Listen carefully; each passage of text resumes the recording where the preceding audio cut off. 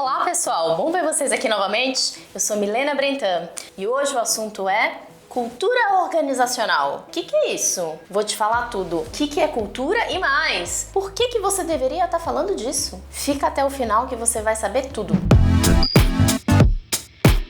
Mas antes, se inscreve no canal e ativa o sininho para você saber tudo o que acontece por aqui. Algumas pessoas que chegam para mim e falam assim: Milena, eu quero implantar uma cultura organizacional na minha empresa. E eu falo assim: pera, como assim você quer implantar? A sua empresa já tem uma cultura. E a pessoa fala assim: como assim? Eu nunca trabalhei isso.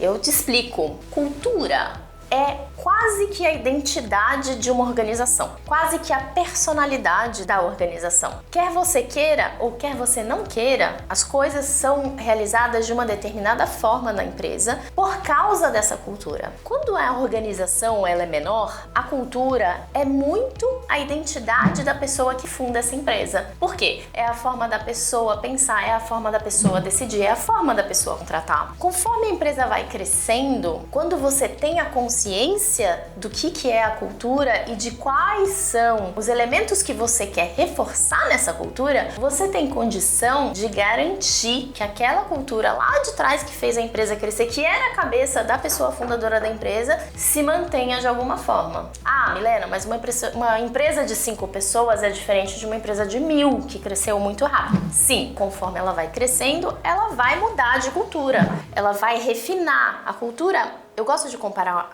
as organizações como seres humanos mesmo. A linha de desenvolvimento de uma empresa, ela passa por um amadurecimento dessa identidade que é expresso na cultura. E por que falar de cultura organizacional é tão importante para o seu negócio? Primeiro, como eu falei, à medida que a empresa aumenta ou cresce, você consegue reforçar alguns elementos que são importantes para você naquela empresa no futuro. Segundo, porque a cultura ela tem que estar alinhada com o tipo de objetivo que você quer alcançar na ponta, certo? Vou dar um exemplo. Você tem uma empresa que foca em um atendimento muito diferenciado para o seu cliente final. Um atendimento que é empático, um atendimento que é envolvente, um atendimento que vê a pessoa por trás do cliente como um ser humano. Se essa cultura não trata a sua pessoa dentro da empresa da mesma forma, como é que você quer que o seu funcionário trate a pessoa lá de fora? Então a cultura da empresa e o objetivo estratégico e planejamento estratégico da empresa, ele precisa estar junto para que essa empresa seja coerente e sendo coerente ela realmente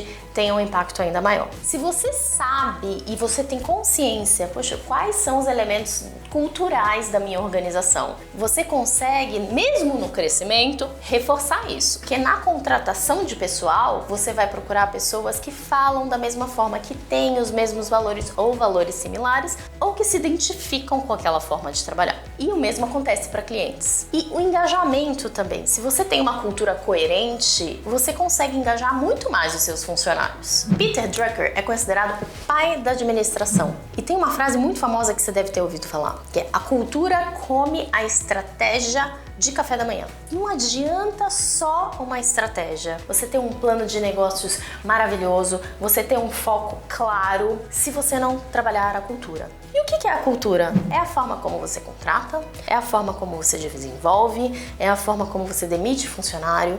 Cultura é a forma como você faz as suas decisões, é a forma como você trata seus clientes, a forma como você apresenta a sua empresa para levantar investimento para ela mesma. Cultura é tudo, basicamente. E como é que eu reforço cultura? Existe outra frase que é bem importante, do Brian Chesky, que é fundador e CEO do Airbnb, onde eu trabalhei por 6 anos. A cultura de uma empresa é o comportamento que é premiado ou punido.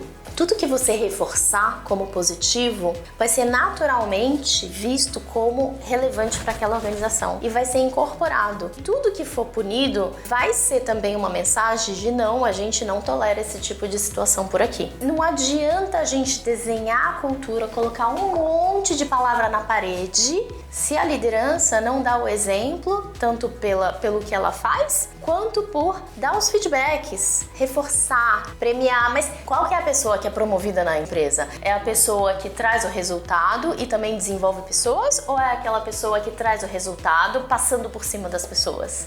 Isso já traz a dica do que é a sua cultura da empresa. A cultura como eu já falei, é muito um reflexo da liderança, né? Então, como é que essa liderança vai liderar, desenvolver? E pode acontecer das pessoas falarem assim, a cultura é o papel do RH. Não, cultura não é o papel do RH. O papel do RH é estabelecer rituais e reforçar os rituais e mostrar isso para a liderança da empresa. A cultura não é alguma coisa que vem de baixo para cima, o RH não tem autonomia para implantar uma cultura. A cultura é um trabalho que tem que ser feito com a liderança máxima da empresa. E como é que a gente trabalha uma cultura organizacional? Primeiro, para começar qualquer trabalho de cultura organizacional, é importantíssimo envolver as pessoas que trabalham nessa organização. Às vezes por amostragem, às vezes não vai ser todo mundo, mas selecionar algumas pessoas e ouvir essas pessoas. Porque tem um estágio que é assim, como estou agora como cultura e como eu acho que eu deveria estar se eu quero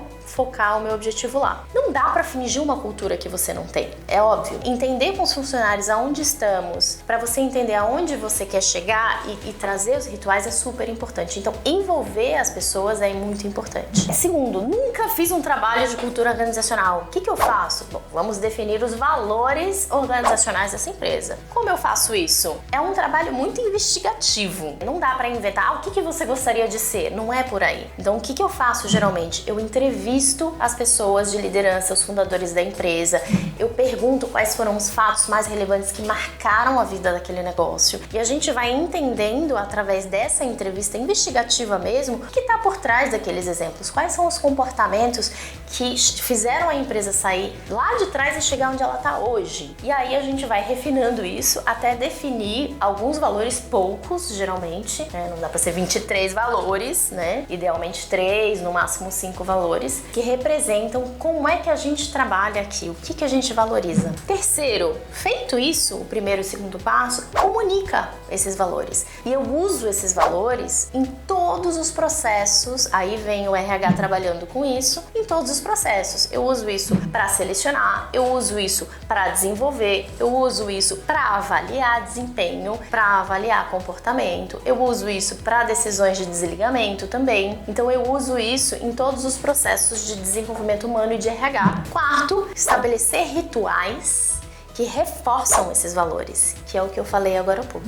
E o quinto, trabalhe a liderança. É importante trazer luz para que valores são esses, que forma a gente tem de trabalhar aqui, que forma que a gente tem de decidir aqui e, por fim, acompanhar. Se você não fizer um trabalho de cultura intencional, alguém vai fazer por você. E sabe o que vai acontecer? A cultura vai se instalar conforme você cresce de uma forma que talvez não seja alinhada ao que você quer entregar como empresa. E aí dá para trabalhar, mas vai dar muito mais trabalho para você. Então, quer uma dica? Começa a trabalhar a cultura desde o começo do seu negócio e vai deixar a sua organização muito mais forte para correr atrás do que você quer entregar. Gente, o vídeo de hoje foi esse. Você gostou? Deixa o seu like. Conhece alguém que vai gostar do conteúdo? Já encaminha agora. E lembra, ativa o sininho e continua acompanhando tudo que acontece por aqui. Te vejo na próxima!